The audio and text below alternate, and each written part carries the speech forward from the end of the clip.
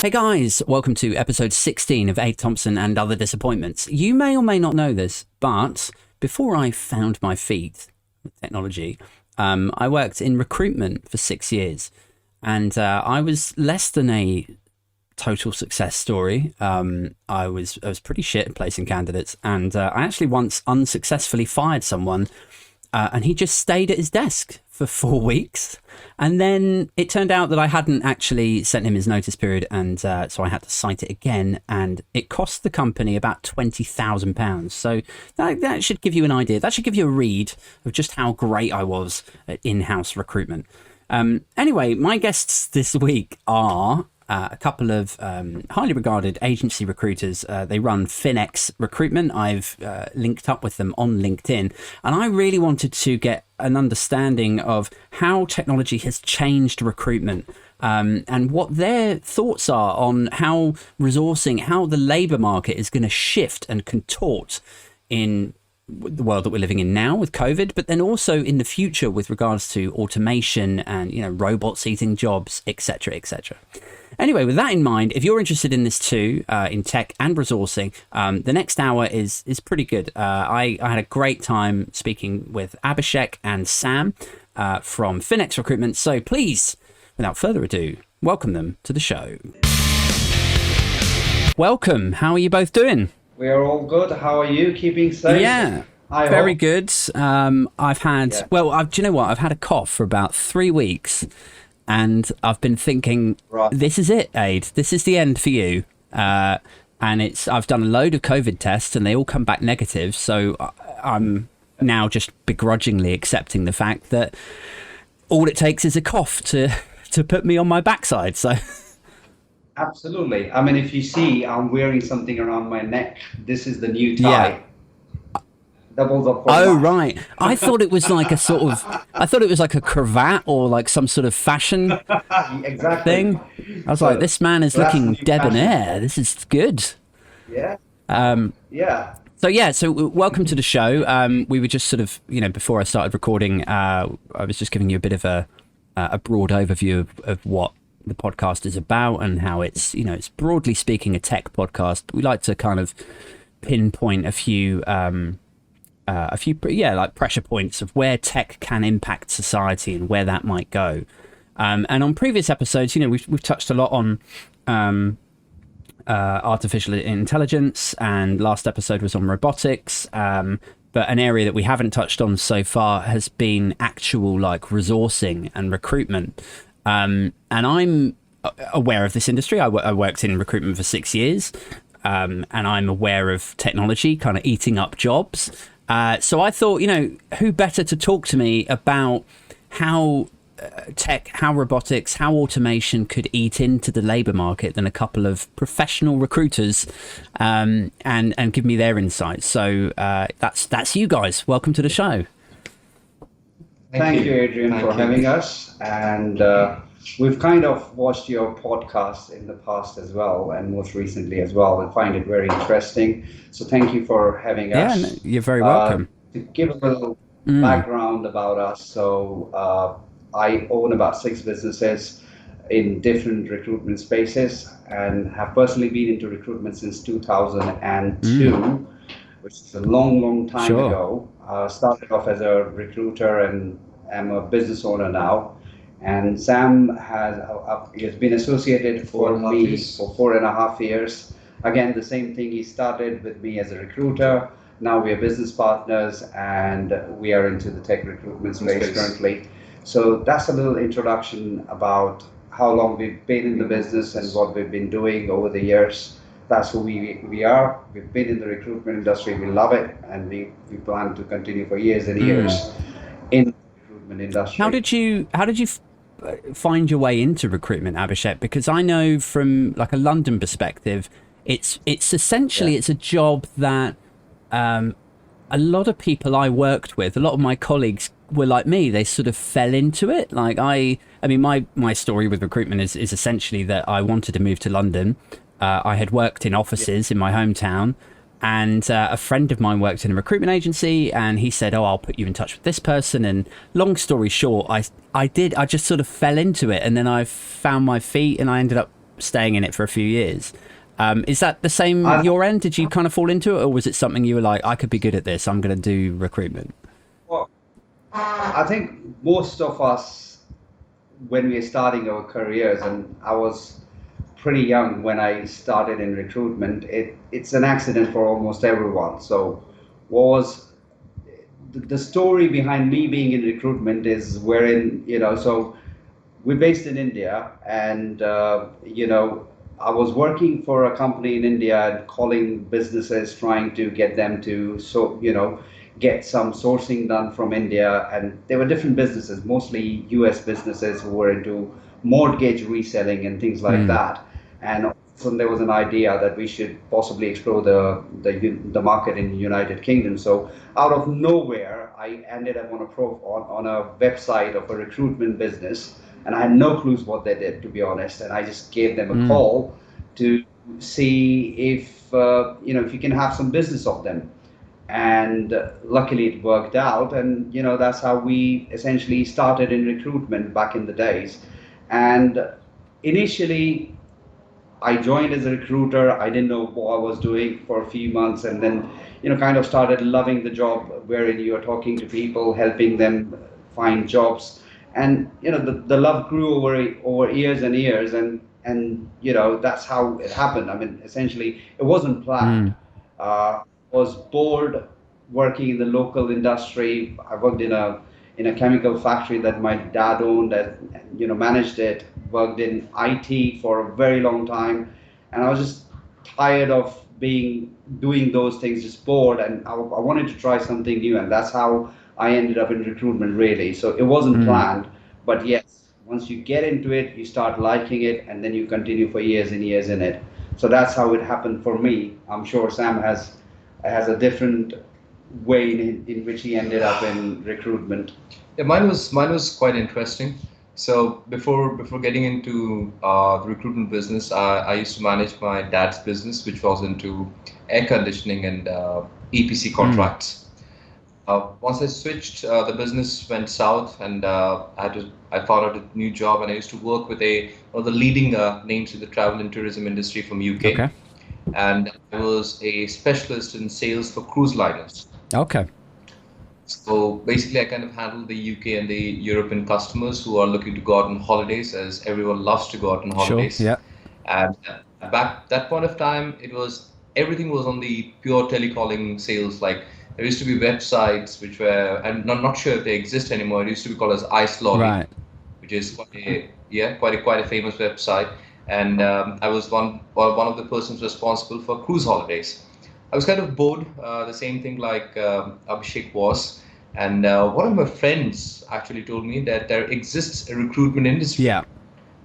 Then I had no clue that what recruitment is and what actually happens. I was like, okay, you call up someone and the person would actually listen to you and change the jobs on your call. Wow, that's like a rocket science to me. So I ended up coming with my friend for an interview to Abhishek. I was not the one for interview. I was actually sitting outside. Once the interview finished, he came out for a coffee, and I kind of ended up having a chat with him. And the next day, I came for an interview. I quit my job and started working with him. So I started off again as a medical recruiter. Okay. Then moved on to the IT space as well. And as Abhishek said, once you start into the business, you actually fall over and over in love with it. And here we are, here. I started off as an employee with him, and he has this vision, obviously, to develop people. He has this tagline, which is really nice on LinkedIn, which is called as investor in people. Yeah, that's nice. And yeah, he solidly believes in that, because he believes that investing in people will make you grow more rather than investing in just businesses. And that's how actually our collaboration kind of came to a partnership, and we started off with Phoenix Recruitment. And I'm here right now, sitting in front of you. Sure. Well, it's quite an inspiring tale there, Abhishek and Sam. We should all get mugs of coffee and just walk outside. Yeah, it's like is the recruitment industry in India. I suppose when I think of like recruitment in London, I think, in fact, actually, if I reference a previous episode of the podcast, I was interviewing a guy, a financier, about crypto trading. And he was regaling me with his work history. He worked in recruitment for 5 or 6 years as well. And he was sort of telling me about how when he was, 25, 26 in London, there's very few other jobs that pay as well as recruitment. Like you could go into, a junior sales role somewhere, but in terms of making placements of like contract C# developers or, £100,000 project managers into banks and, and you're making a cut out of all of these. And if there's, if people are listening and they're unfamiliar with how recruitment works, if you place a £500 a day contractor into a bank, you make a cut every single day that guy goes into work for the entirety of his 6-month contract. And a lot of these guys, it's not a 6-month contract, it's like a rolling extension. So you could end up with 100 contractors, 200 contractors all under your belt, and every day you're just earning more. Like it's such a cash rich job, or at least at that time when he was doing it, it was. It's like, it's not footballer money, but it's good money if you're like a 25, 26-year-old kid in London. Is it the same in India? Is it, is it rock star money, or is it? It is pretty much the same in India. And to be honest, the world's connected now. So anywhere in the world, the recruitment market is the same, because you're not placing candidates in a geography, you're placing them all over the world. So whether it be England, whether it be Australia or even Africa, right? So you can place a candidate anywhere in the world, and obviously the payments are in the local currency. So what works in the favor of India is because of the currency conversion as well, the money becomes very attractive. So it is a very attractive field to be in all over the world. And you're right in saying that you just have to place a candidate once, and then you have rolling contracts and make a lot of good money. And it's not even tough. I mean, if you're just placing one candidate every month, it rolls over wherein you have 12 or 15 candidates working, and it's just cash in the bank every month. You raise your invoices. So it is very lucrative financially. And I think I still, like you, I believe a lot of people don't know this. They feel that, yes, you're right, it's not footballers' money, but it's still very good money that you can make in the industry. Yeah. And it's a good industry as well at the same time. I mean, ultimately, you're helping people find the right job. And if we spend 8 or 9 hours or 10 hours every day in an office, so you're helping someone be at a place where he can actually be happy. So it's a good thing as well.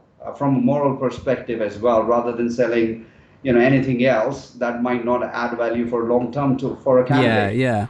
Have you found? I mean, obviously we're in the middle of a pandemic, and there's a big focus on work from home in a lot of countries. Yeah. The business that I work for, like my day job, they've been doing a sort of remote working consultancy piece where they'll say, how many days a week would you like to come into the office, or do you think you can do your job perfectly from home, and that kind of vibe. And half of me sort of says, yeah, that's the right way to go, because people want to be around their kids more. They want to be able to, they don't want to spend 2 hours going in on a train and 2 hours coming back on a train, and hemorrhaging money as well, like on train fares. Certainly in the UK, it's like, for me, it would be about £400 a month to go into London and back every day. So I'm passionately in favour of work from home where the employee wants that. But there's also another part of me that's like, well, hang on. If I'm proving that I can do this job from home remotely and they don't need to see me in the office, what is stopping my employer from going, well, we don't need someone in London to do this. We should just get Abhishek to get us a developer in India for like half the price.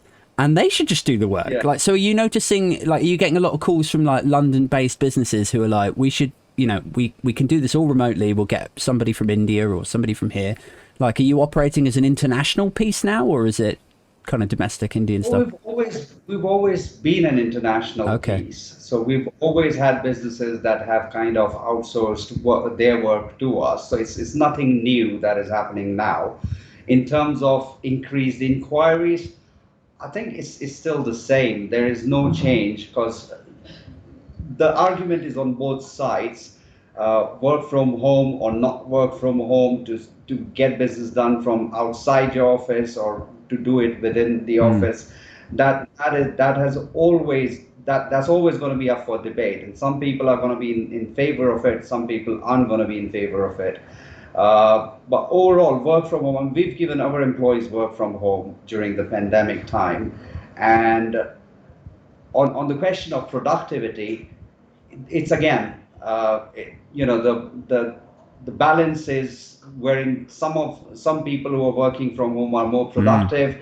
Some of them are less productive because of being in an environment where there are distractions. So I don't think so. There is a set answer of whether you should be working from home or whether you should be working from office. I think both the things have got their own distinctions, and typically the office environment provides a certain vibe and certain amount of discipline to people that normally not everyone has in their life. So I think in the long run, I don't think so the work from home experiment or whatever the reason is for the time being will continue. I think people will be back to the office, and you wouldn't be able to take away offices. But yes, there would be some amount of flexibility that we haven't seen in the past, wherein some people might be allowed to work from home when usually people take leave when there is a family emergency or something, and it's a leave for them. Now with work from home, I think that's going to change. So if somebody has some family emergencies, company will support them and say, okay, why don't you work from home for 5 days and come back to office after you've resolved the situation. They'll be more flexible around that rather than having more people work from home. That's how I see it planning out. Okay, and the other sort of area of interest I had was around the skill of recruitment. So the bread and butter of recruitment, or like a recruiter's life, right, is so you go and have a coffee with a hiring manager. You get the heads up on a role. You go back to your desk and you think, yeah, okay, this guy needs 3 Java developers with business knowledge in equities or something. And then you spend some hours like networking and looking through your like CVs and various like monster databases and IT jobs boards and stuff. And then you've matched the requirement. You find like 5 people who have got equities knowledge and Java and blah blah blah. And then you go back to the hiring manager and you say, "Here's 5 CVs. I think these guys would be amazing." But that's quite an arduous process, isn't it? Could that be like? Do you think it's possible to automate that? Do you think that technology could improve it and fine tune it?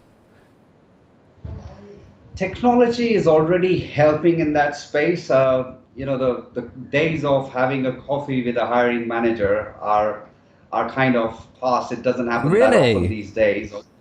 Yeah, although it was really good. I've lived in the UK for 3.5 years, so I kind of was meeting people and networking physically and meeting them and chatting with them, but that doesn't happen that often these days. There's already a shift in that. Primarily because you can have a lot of conversation over video calls and you can talk to people, over phone and things like that, and you connected better. But it was a good thing. But I think technology, you're right in saying that the technology is changing that. Whether I would like that to change, well, I still like to go out and meet people and have a one-to-one conversation with them in person, because that would always be more satisfying, and it'll give you a better overview of what they're looking for, and you can build better relationships. But it's the age of technology, so everything's still happening, but over video calls these days. And I think it will the physical contact will still be there. People might have a video call and talk to clients for 2-3 years, but ultimately they will end up having a coffee together at some point. So that will. The other thing I was thinking of was with like how tech could improve recruitment and HR and like people's career prospects, really. But it would here's my idea, right?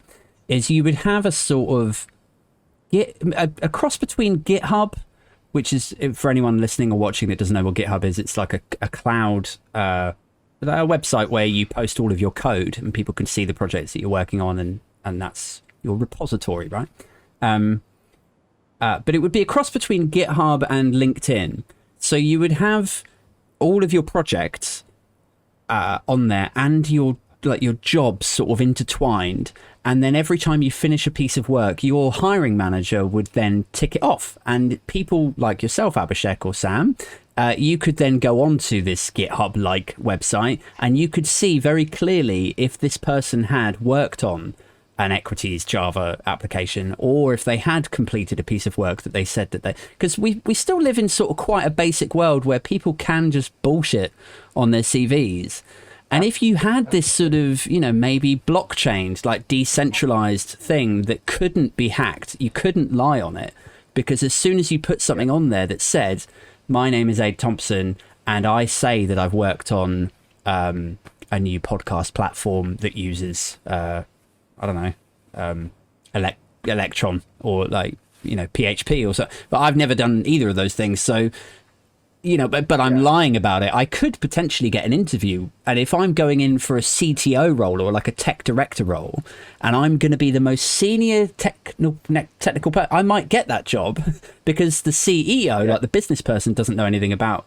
But so there's a gaping hole there in that process that a site like that could tick off. But I suppose the challenge for it would be, it would take everyone to be very grown up about what a job actually is. Because if I go up to my boss now and I say, can you please tick this off for my GitHub site? He might say, well, what are you doing? Are you looking for a new job? Like, why do you want people to know what you've completed? Whereas in the real world, people stay in jobs for about on average, how long do you think an average perm job lasts these days? Well, perm jobs, Well, Sam can... I think on the tech side, I would say a good candidate, anywhere between 15 to 18 months. Really? Quite short then. It is. For example, the London tech market, focused on React developers and Python developers. There's like a sudden surge of demand, which has grown over by 300 or 400% in the last 2.5 years. People are switching careers in 6 months, 8 months. I know candidates who have worked in big organizations like BBC, Sky, Virgin Media, for whom it took 5.5 years to become a tech lead. On the other hand, I know a few candidates who literally 1.5 years, 2 years, and they're the tech leads. So either you get a tech lead position or a massive salary increase, to be honest, which sometimes as recruiters, when we hear these things, we're like, oh, really? Is he really on that salary? Obviously, from a recruiter standpoint of view, you cannot be forcing someone to kind of tell the salary, because it's obviously the candidate's choice and it's very well respected. Yeah. But at the end of the day, when we start comparing these things, we're like, oh my gosh, does the salaries really exist? For a fact, I know a candidate who was on no names taken, 90,000 base. And I was putting him for a role which was around 110, 115. Literally less than 3 days, he came back and told me that, Sam, I've got an offer of 150,000 with a 10% equity, and they are giving me a remote work option for the entire life. And that particular candidate was actually originally from Spain, so he had family back in Spain. He accepted the offer, moved back to Spain, and 1.5 years is now the CTO of this organization. Yeah. Wow. So you look at this candidate's graph and you look at a normal candidate's graph, you'll be like, oh, these are north and south. That's amazing. In coming back to the original thing, I think 12 months, 15 months in a tech position right now, it's really good enough. For a fact, if you look at LinkedIn, not the normal LinkedIn that obviously is available to all the people out there, but in the recruiter versions that we use, LinkedIn itself has started a new feature and it's funny as well, that if a candidate is there since 1 year, it automatically puts you might be open to new work. Really? Yeah, exactly. Quite presumptuous. So I was speaking to the account manager for LinkedIn who handles our entire account thing, and I was like, "There's a new feature, because previously we used to have people who are open to new work or might be open to new work. Now this has a new third option, which are like they will be definitely open to new work or definitely open to hearing because they have been in the company for more than 1 year Yeah. now.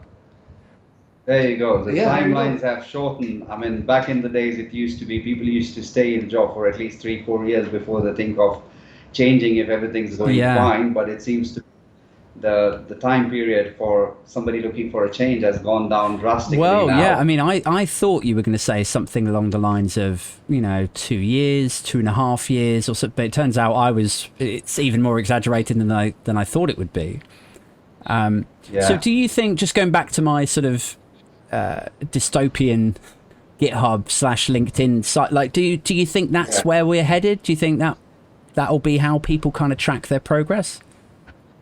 I think you've answered part of the question yourself. I don't think so. The people who are running the businesses would be comfortable with an employee going on GitHub and posting a code there. So some of them might Yeah. be, but most of them won't be because the kind of technology that they are working on, they would want to keep it I mean, confidential. yeah, I So don't mean like literally posting the code. I mean, like, I just Yeah. want a little byline with a green tick next to it that Yeah. my manager says, yeah, he's done some of this. So that then you or like whoever else in Barclays or, Santander, that where I'm interviewing, they can instantly check and see what my skill level is, rather than this sort of Yeah. this era of frankly very frustrating tech tests. It's like, Why? Yeah. when I was hiring 2 guys into my team last year, the recruiter asked me if I was going to send them any take-home tech assignments, and I said, such as, and he said, well, some of our clients, they give them, they say, can you build us like battleships in Node.js? And can you, can you build a internet movie database clone and send it back to us? And I remember from when I was job hunting, I was like, this, like, it's never just a 2-hour job. It's like something that you end up spending like 3 or 4 nights on, or maybe I'm just really shit. I don't know. But like, I would end up spending a lot of time on these things. And if you're job hunting, like, let's assume that you're interviewing at like 3, 4, 5 places. If you're a React developer in London, and you're doing tech tests for each of these, that is a huge amount of time. So I ended up saying like, no, I'm not sending them any tech tests. We're gonna do this process quick, slick, and we're gonna make decisions quickly. And what we'll do instead to assess whether they're good or not is I will pair with them. I'll do like 45 minutes of programming with them, and then I'll get a pretty good read on where they're at. And I personally think, like, not to pat myself on the back too much, but I feel like I made pretty good decisions. Like, they're both very strong React developers. So I think that worked well from my selfish perspective. Is that, do you get a lot of tech test stuff? Do you get much feedback from devs? Are they pissed off with it like I was, or? Yeah, well, that's really interesting as a proposition that you just kind of suggested. It kind of gives me a new idea about pair programming with the hiring manager, so that kind of saves time. Yeah, we already on a daily basis have, like, if you're sending out 10 candidates, and honestly speaking, I think 5 or 6 candidates would either refuse to take a take-home tech test, or either would not be really comfortable. Then comes the next alternative, which you just mentioned about GitHub. Now, from a candidate's perspective, it's right, I agree. But again, coming back to the client's perspective, the GitHub is fine, the repository is fine. But how does a hiring manager or a HR manager who has got like zero knowledge of what is JavaScript or what is Python or what is any framework actually make an assessment or verify the work that one is doing? So you have to involve your technical team into that. Obviously, they would have to take up time of their daily schedule and kind of get onto it. So now we have a few clients, very interesting clients for a fact, who have kind of come up with this thing that they're happy to take the GitHub repositories and kind of, they have their own tools and technologies, which kind of, this is where AI comes into place, where a robot is actually testing the validity of that particular repository and giving us results. And that kind of is changing the way that we look at the tech test processes going forward. Yeah. But it's like on a 5-10 calls, 5 candidates would say they either you can share my GitHub or I'm not interested. 3 would say yes, and honestly, out of the 3, only 1 would complete and 2 would back out, saying that I didn't have the time, I was busy over a weekend, which is acceptable. because these are long tech tests that need to be done. Just like you said, build a battleship on a Node.js thing. It's not an easy thing to be doing over the next 2 thing days. is, you might be doing it every day, but when you're actually submitting it to someone, you want to impress, and you want to double check things. You want to make sure that it's right. So that's what takes the time, isn't it? Yeah, you're right. There's a huge difference between commercial software quality and what you would personally just let slide. It's like if I was building battleships for myself, I'd be like, well, who gives a shit if they're all the same size ship? Just it'll be all right. I don't care if it sinks itself. Like, that's fine. Yeah. Okay, that's all interesting. Okay, so another area of interest for me was, like, broadly speaking, like the labour market. And I touched on this in the last episode with a guy called Akshay Maurya, who's a roboticist, a C++ guy. And but I'd be interested to get your thoughts, because where he works sort of on this side of the fence as a roboticist, you guys work on the other side of the fence in terms of like supplying them.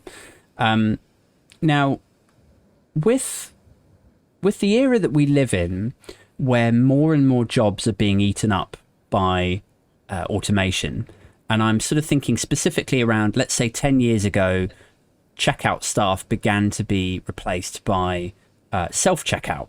So you would, scan all your own goods and stuff. So instantly that's a few jobs gone. Now what we're seeing in the last month or two is these like Amazon cashless checkout stores. There's one famously opened in London, I think, last month. And the technology will now allow you to go in, scan the items by yourself off the thing, and then as you leave, it will detect that you're leaving, and it will just charge your credit card that's registered to your Amazon account. So what does that mean? Well, it means that not only are we replacing a lot of jobs on the checkouts that were already replaced by the self-checkouts, but we're also potentially replacing like the very few jobs that there were left in that sort of customer service space within that shop environment. And that it's not just going to be an Amazon supermarket. It's that technology will be sold on to Tesco and sold on to Sainsbury's and sold on to WH Smiths and so on. So let's assume dystopianly, if that's a word, that all of those front of house sales staff jobs go. And that is, 50,000, 100,000 people of the labour market are now jobless, low skilled or lower skilled, on welfare. Do you have confidence as recruiters in the tech space that the 100,000 jobs that were eaten by the robots, there will then be another 100,000 jobs created for C++ developers? Do you think one will replace the other? Well, as you can see, that I've been around for a long time with the white beard and everything. So this debate on similar lines has happened in the past. I mean, if you think about when computers were invented and when they were rolled out across the world, it was the same fear that people had, that computers are coming, they're going to eat up jobs, and what's going to happen, the labor market's going to crash and everything. However, what happened was, on the contrary, the labor market grew. There were more jobs now than before. So it's the same thing that is happening with robotics, AI, and all the other emerging technologies. People are worried that there would be jobs that would be lost, and that's true. There would be job losses. Like you mentioned, that the till workers would no longer be required. So there would be job losses. That has been the case historically as well. But what happens is, when something like this happens, people reskill and they move into better jobs. So yes, you will lose a till worker, but you'll have more programming jobs. You'll have something new will always come up, and that has been historically been the case. The economics says that the market finds an equilibrium in whatever situation. So we are facing another of that equilibrium balance, wherein one kind of jobs might go, but it might lead to more intelligent jobs, possibly better lifestyles. And that has been the case since ages, and it's going to continue. So that's my view on what's going to happen in the future with robotics and AI and a lot of other technologies making disruptive changes. to the world. However, I don't see a real danger of unemployment of the in the labor market. I think it's just going to be that people are going to start working in a different profile, most likely a better profile than what they have worked at so far. I see. I feel like you've got a way more positive outlook than I do, because I sort of feel like if I look at the setup at the moment of Google, Amazon, Facebook, all these big companies who pay a crushingly low amount of tax, certainly in the UK. And let's say that these traditionally like labor market, lower skilled jobs slowly get eaten up by robots. And then the lower skilled individuals who can't retrain to be a C++ developer or whatever, like let's just say it's a guy pushing a trolley around, or, you know, a trainee hairdresser that is then replaced by a robot hairdresser or something. They then go into the welfare system and they're on the dole. Yeah. And that welfare system is traditionally funded by tax.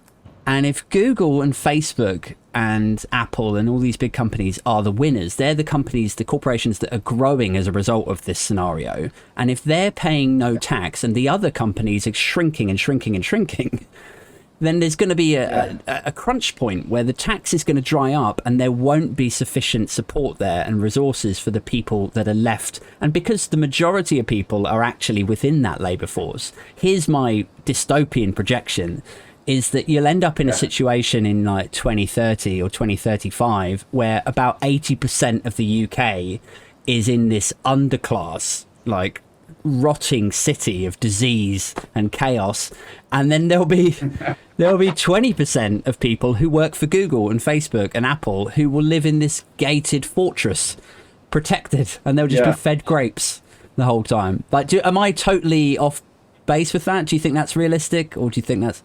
I think you're not, because there are already Hollywood movies made on the scenario that you're discussing, wherein corporations control a gated fortress, and you know, people who follow the corporation live and are wealthy and well off, and there's a section of people who kind of are out of it and who are poor and struggling. Yeah. So you're not wrong in your assumption. There are already Hollywood movies made on that. But being positive again, I really don't think so that will be the case, because I've been looking through LinkedIn quite regularly as to what people have been doing, and recently I had an excellent example of why that's not going to happen. The main worry that we are talking about is people skilling up to moving to the next level, wherein they can be hired by these corporations or any other corporations that possibly might develop in the coming years.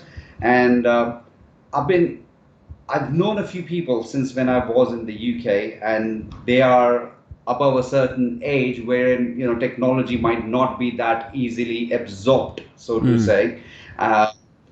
However, I've seen several success stories in there. I mean, I know somebody who possibly is the age of my grandmom, and she's running a digital marketing company. Oh, great. What, did she retrain? So she retrained herself. Yes, exactly.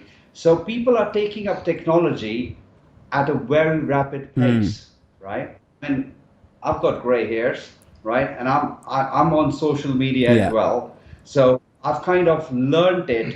And you look at kids these days, right? They're absorbing technology really, really fast. And they're teaching the older generation as well. The older generation is also interested. I mean, you look at the number of people and look at the age groups that are online at the moment, you'd be astonished from what it was before. Yeah. So people are kind of constantly taking in technology, they're understanding it, and they're evolving. Maybe for a little while there might be the scenario that you're talking about, but I don't think so it's going to continue for long. People are very resilient. They normally are able to learn new skills, and that's what we as human beings have done over the ages. That's why we are evolved, because we've always been progressive. We've learned new skills, and that's what's got us here.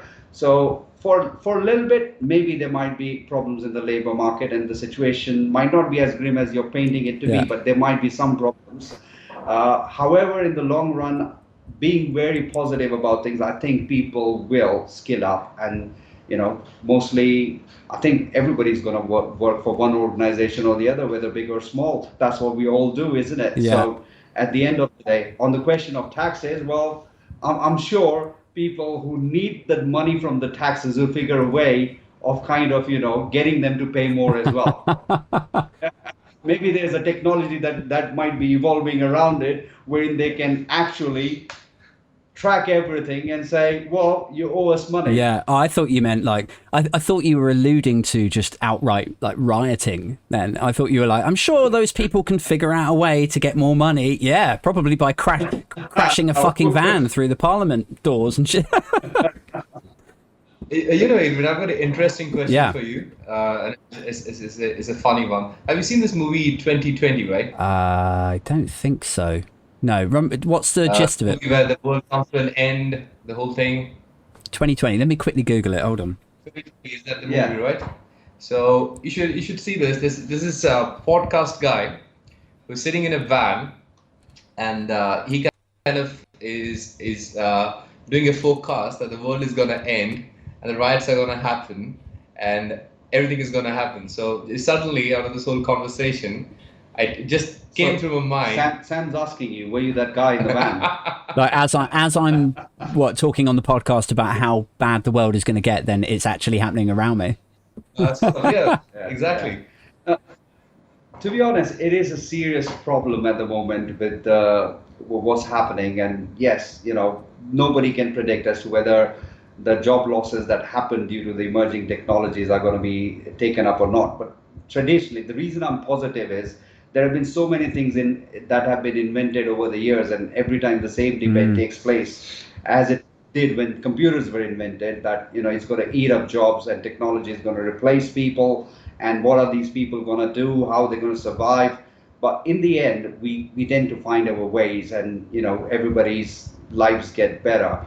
That's what technology is there to do in the first place. So there might be some problems. I'm not completely ruling out what you're saying, that there wouldn't be problems for people who are kind of working in spaces that are going to be replaced by technology. But I'm sure that in the long run, technology is only going to help make people's lives better, give them better work profiles, and give them a better life. Yeah, overall. I think. I mean, if I take your point and run with it a little bit, I imagine when ATM machines first came out, I imagine probably there was some hysteria around that. Like they thought, oh, well, this is going to be, every bank cashier person is going to be, people won't go in the bank anymore. And that's a load of job. And as we know, there's still a market for people going into branches of their bank to talk about their mortgages, and what you actually end up, like the output of that, is you end up with a more specialized service. So when you go into the bank, it's to have an actual conversation about your situation and what you want to do with your money, rather than queuing up 15 people deep and then going, yeah, can I take 25 quid out please? So it's become more efficient. Like it's helped make that situation more efficient. So I suppose to some extent maybe something like that could happen in supermarkets. Like if you get rid of all of the cash till jobs, and then the staff that are there to ask questions, like, have you got any more of this, or when are you going to stock in my favorite beer again, or those sorts of, it would become a more, I don't know, maybe that's a very generous interpretation of automating that part of the shop. I'm not sure, but then there's also this other part of me that's thinking, let's say that there is a temporary bump in the road where a lot of these jobs are automated and a bunch of people end up on the dole. But then the next generation would not be reliant, or they wouldn't be expecting to get that job in the supermarket. So their sights would be set on a different thing, or they would be thinking, I better not fuck up my college course because otherwise there's no, there's no jobs there for me, or and so on. So yeah, I guess there's a route out of it, and there's a positive lean to it.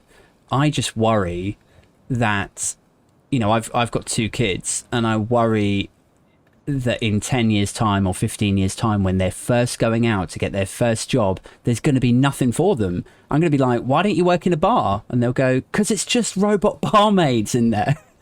I'm gonna be like, why don't you wash cars every Saturday? And they'll go, because everyone has a self-cleaning car now, Dad. And I'll be like, I don't know what to tell you. Well, to be honest, I've got small kids as well, and the amount of technology that they are taking in at the moment, I mean, there were no phones in my time. Now everybody, they're so good on the phones that they can teach me tricks as to how to do things these days.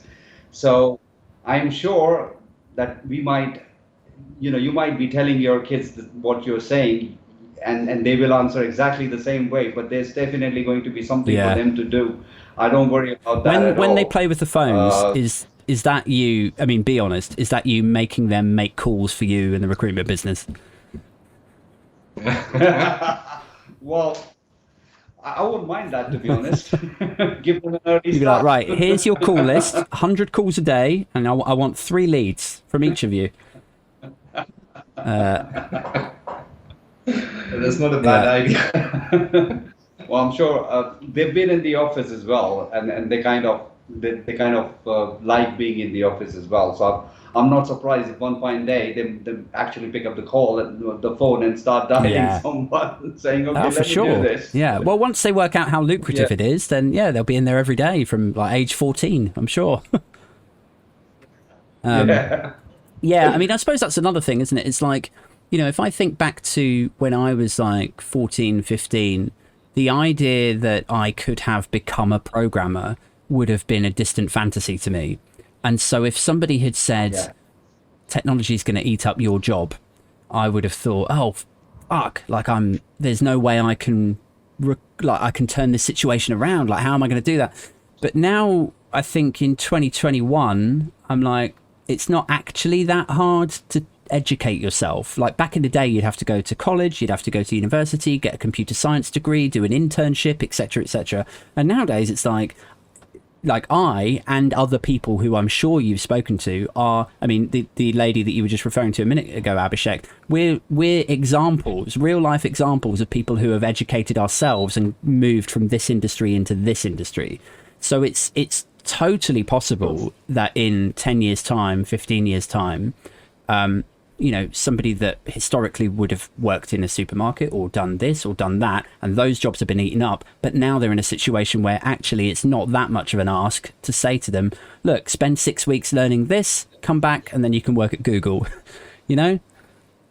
Absolutely. I mean, to be honest, if I look at my situation, my career has been the other way around. So I started off as a programmer, reached to the level of software architect design, and then IT. So it was the other way around. When everybody was getting into IT, I was getting out of IT. What made you get out though, Abhishek? Did you just let's talk about that day that you had where you were like, all right, fuck this. I think it's the long. So when I started in IT, I was very, very young, and all throughout my college life, I was. You mentioned IBM, so I had that IBM Butterfly laptop. That was a piece of equipment that you would be proud of in those days. And I used to go to college and sit in the library and code.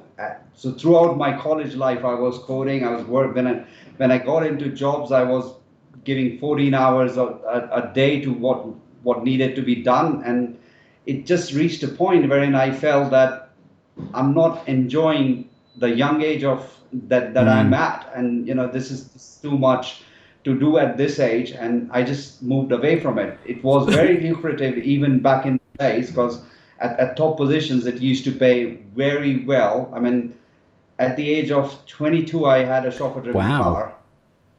Baller. Yeah, back in that was one of the perks that you used to get at that time. That if you reach a certain level in IT, you would get a car that you would be chauffeur driven, because you are supposed to be the intelligent guy out of the crowd. So I had all of that, and I thought about my life, and I wasn't getting the quality of life that I had imagined for myself, and I moved out of it, and I've done okay so far.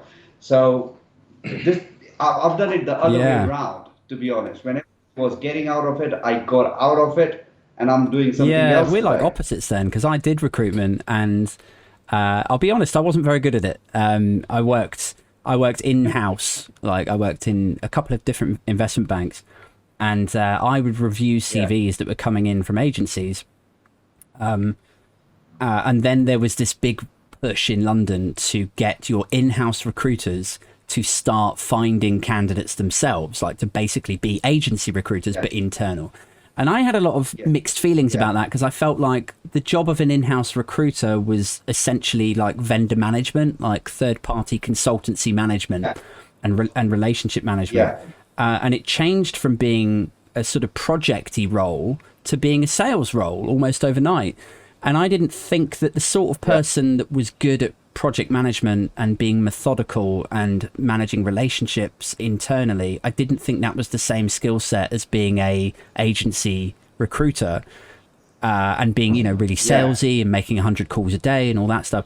And I still think I was probably right about that, because I tried to get candidates, you know, G'd up, and but there was no commission structure either. So you were sort of moving from doing project management to dealing with candidates and trying to make placements, but for no material benefit. Like you would still make the same salary every month. And so I ended up like bailing out of it. I just thought, this is not for me. I'm not natural. I mean, I'm very chatty. I like talking to people, but I'm not salesy. I can't sort of go, you should definitely get this. You know, I just assume people can see through me. I don't want to lie to people. You know, so I made the switch to retrain not long after that. So, okay. And I suppose like we haven't got much time left, but I thought it would be like another area of fun to prod would be. So you seem like a very positive guy, Abhishek, as do you, Sam. And you know, there's a lot to be positive about within the recruitment industry. I mentioned earlier, it's a cash-rich industry. It's a great time for it, especially if you're recruiting front-end developers. And tech is really exciting as well at the moment.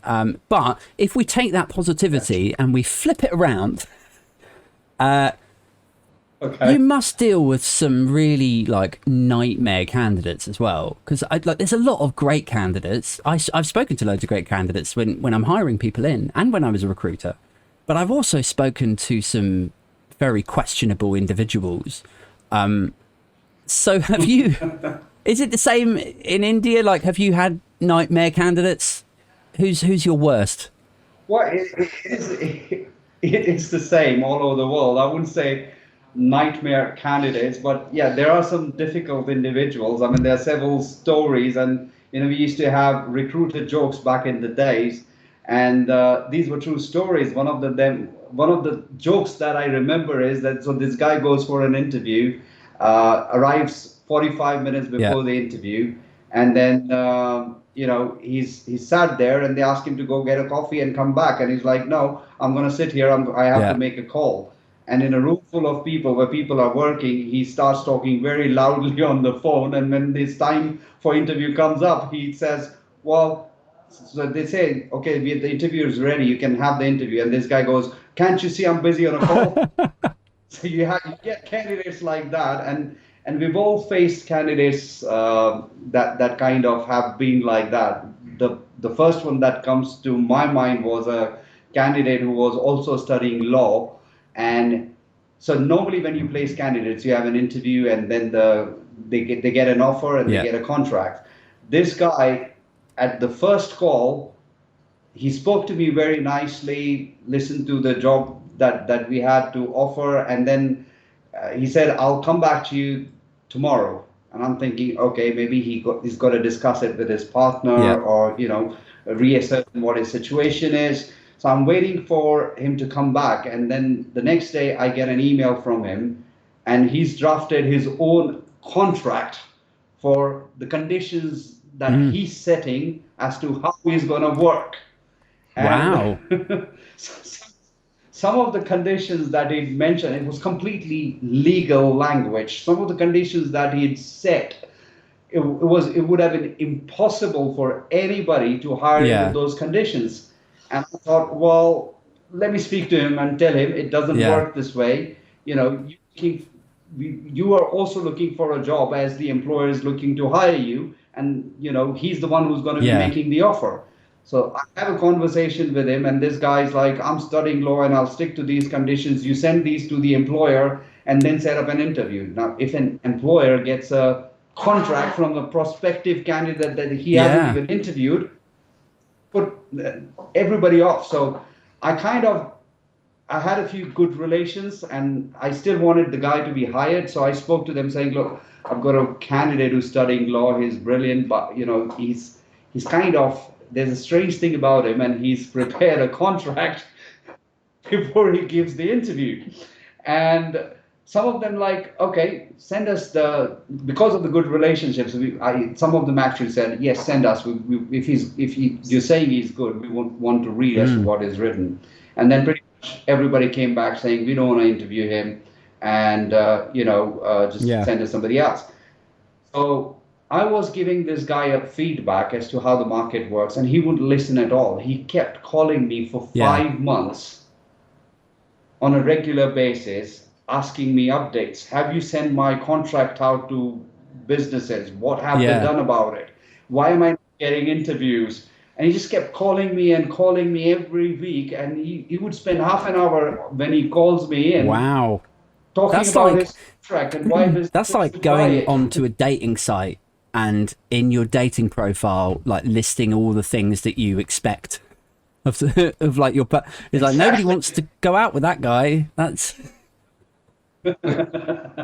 Well, finally, what I ended up doing is I actually gave him contact number of other recruitment agencies, saying you can try with them. Not because I wanted to bump him off, but I genuinely wanted to help the guy, and I thought somebody somewhere might be interested in his conditions and might take him on. And after a while, he did get a job, although not through an agency for himself. But that was a horrible experience with him calling me every week, and he would make you feel guilty about not finding him work. And that was the worst part, because as a recruiter, you want to help the individual, no matter if he's written a legal document and saying that these are his conditions, however ridiculous they are. You want to help him find a job, because that's why he's calling you, and you want to help your candidates. That's so, Did you sit down with him and sort of say, just are you familiar with the expression "tough love"? Like where where a parent sits down with their child and goes like, "Look, I'm going to tell you this straight. Don't do like," and they tell you a brutal home truth, right? Did you sit him down and go like, "Look, I'm just going to tell you this straight.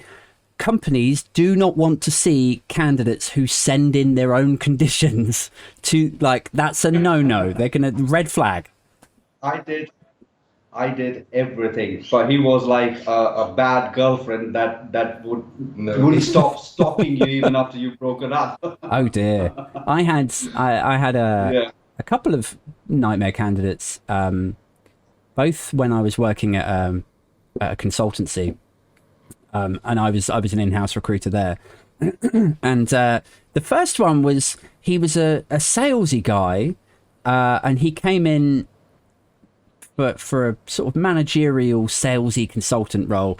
But it was like, it wasn't like interviewing a person. It was like interviewing an alien who was pretending to be a human, pretending to be a salesman. Like, he was so over the top, like, salesy and positive. I mean, we're chatting here and I'm saying that you guys are positive. This guy was like a positive salesman who had just eaten a load of ecstasy. Like, he was so over the top and happy and like positive and ambitious. Like, I asked him, I said, the usual HR-y questions. I said stuff like, so why should we hire you over somebody else? Or, what is it about this company that you are really excited by?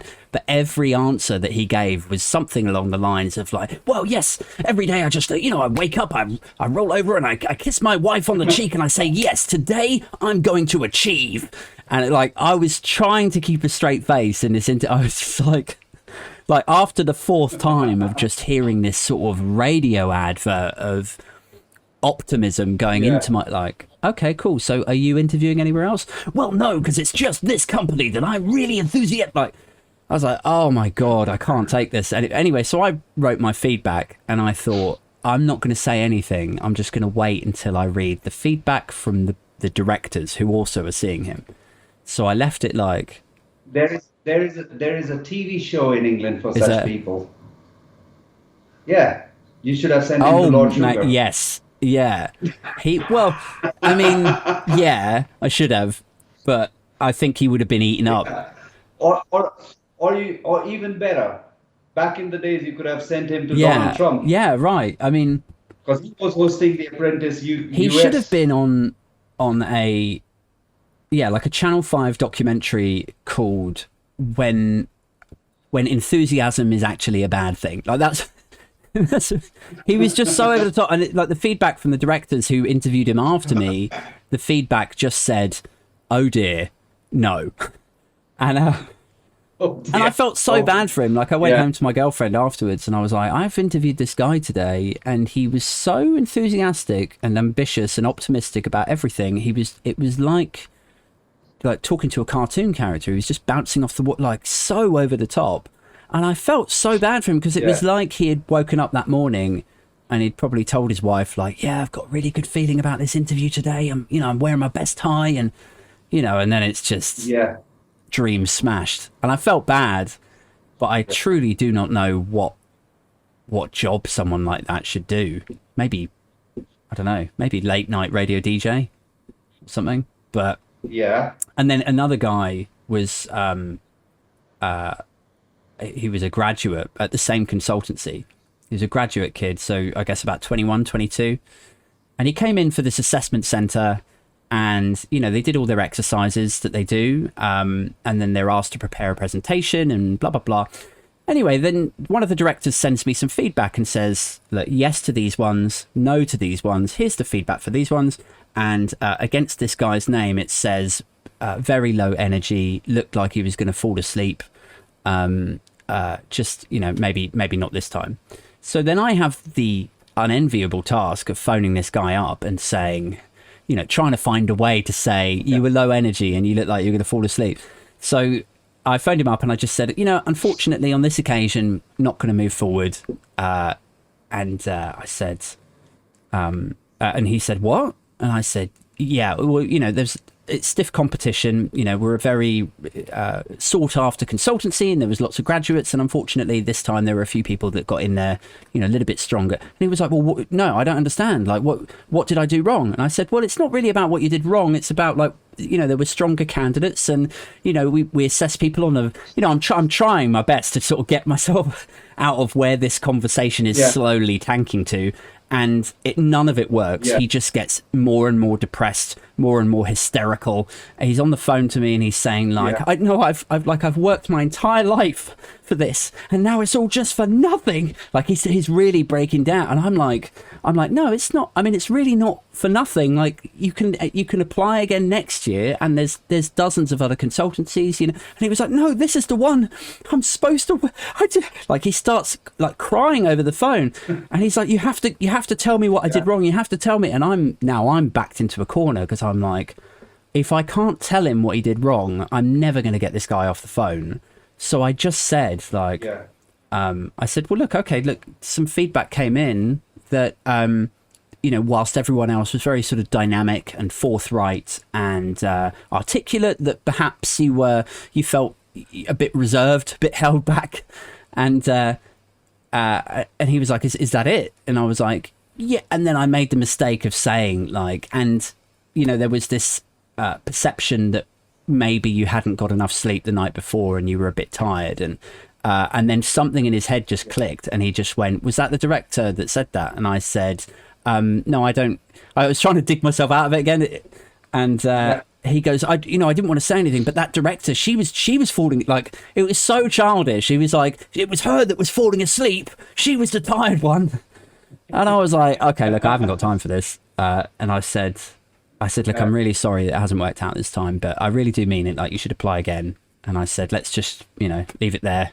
Hope that our bridges cross in the future. And yeah, but I felt fucking horrendous after that. I guess you deal with this all the time, but like that was the first time I'd ever dealt with that. And I really felt like I'd crushed someone's dreams. But is that Yeah, I mean, you've been doing this for 20 odd years, Abhishek. Do you crush people's dreams once every week?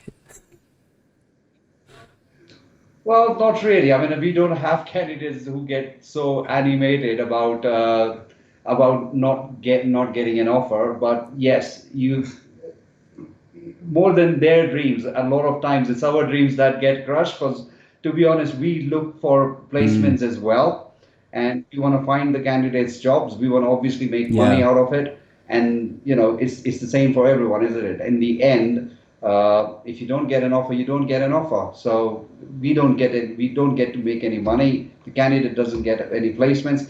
But these stories are funny. But if you look on the human side of it, it's also just like my candidate as well. I mean, yes, he was a little odd, just like every other guy is. He had written a contract and everything, but as a recruiter, you gotta always try and help people. So these stories are funny, but we kind of always go back to we have a laugh about these candidates, but it's always that okay, how can we help this individual secure a job? So I mean, our dreams get crushed more often than these candidates, no matter how odd, how different they are Yeah, than other yeah. people. We kind of have to find them a job, and we struggle with it every day. But yeah, these make for a funny story, but on the other end, also it's also disheartening for the recruiters themselves when they're not able to find the job for every Yeah. individual. Yeah. Yeah. Okay.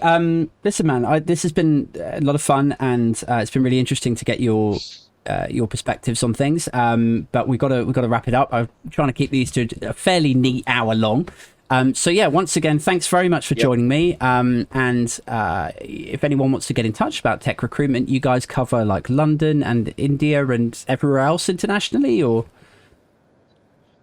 Internationally, all over the world, wherever somebody is looking for a tech job, we can find them candidates anywhere in the world, local, global, however they want to recruit. So that's what we do. The specialization kind of lies in financial technology, which is fintech, and the hub spots kind of lie around with London, Singapore, and the US market, mostly the New York space. And right now we have got really good amount of traction, I would say, going around in the Australian space, which is itself is a very exciting Sure. space as well. Yeah. So yeah, we are kind of, the perspective is global, and we are doing a global business across. So yeah. Excellent, cool. Well, if anyone wants to get hold of you, I guess they look first and foremost like LinkedIn Finex Recruitment. Is that right? Cool. Exactly. Finex And Recruitment. yeah, until we next chat or catch up, then yeah, all the best. Stay safe. Speak to you guys soon. Bye. Take care. Thank you. Bye. Bye-bye.